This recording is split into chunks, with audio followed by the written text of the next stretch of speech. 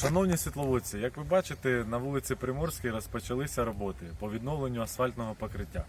Нагадаємо, що раніше громадський рух «Стаття 5» неодноразово приїжджали на місце подій, складали адміністративні матеріали за статтею 140 та 152 Кодексу України про адмінправопорушення. Передавали ці матеріали до Світловодського відділу поліції, а також до відділу безпеки дорожнього руху в місті Кропивницький. Нагадаємо вам також, що світловодські міські депутати прийняли рішення виділити певні кошти на ремонт робіт на вулиці Приморській.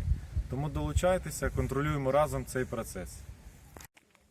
Як ви бачите, старий асфальт поки що засипали в ями. Ми сподіваємося, що це тільки початок ремонтних робіт по відновленню дорожнього покриття. В подальшому, надіємося, буде укладений справжній асфальт і буде гарна дорога.